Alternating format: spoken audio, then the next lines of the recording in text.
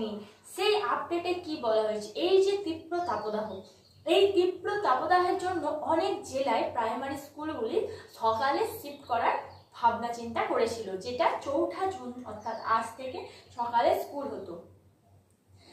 School হওয়ার আগেই একটি নোটিশ উঠে এলো। কি নোটিশ উঠে এলো? তোমাদের কি গরমে এই গরমে সকালে স্কুল হচ্ছে না ছুটি পড়ছে, সেটাই জানবো আজকে এই ভিডিও। আর তার সাথে জেনে নেবো আরো কিছু গুরুত্বপূর্ণ কথা। চলো ভিডিওটা শুরু করা যাক। তো প্রথমে তোমাদের যেটা দেখাবো সেটা হচ্ছে যে নোটিশটি আমাদের প্রাইমারি বোর্ড অফ কাউন্সিলের তরফ থেকে উঠে এসেছে, সেই নোটিশটি প্রথম তোমাদের সাথে শেয়ার করি। সেখানে কি বলা হয়েছে সেটা দেখা যাক। দেখতেই পাচ্ছ লেখা আছে যে West Bengal board of primary education, ডেটটা দেখো 3/6/2025।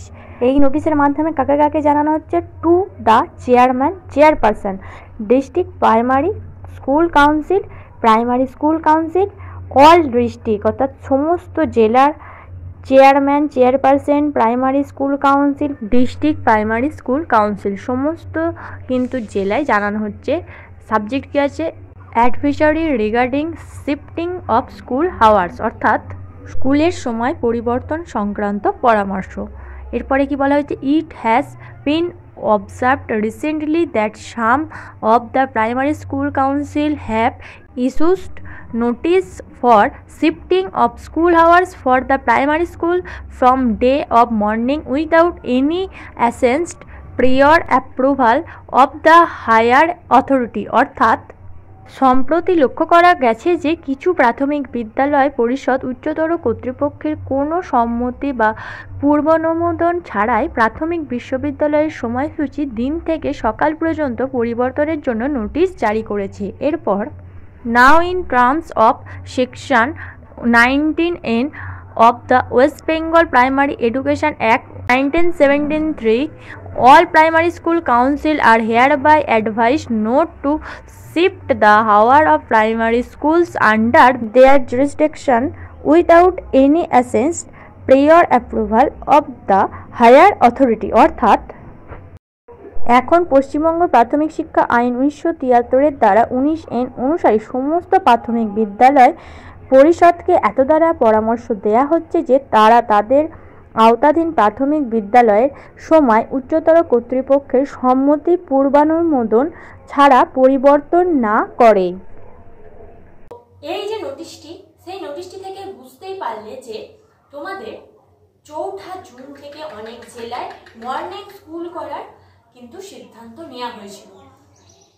স্কুল হওয়ার আগে 23 জুন তোমাদেরকে জানিয়ে দিল West Bengal board of primary council যে তোমাদের কিন্তু সকাল বেলায় তোমাদের কোনো রকম কোনো ক্লাস হবে না।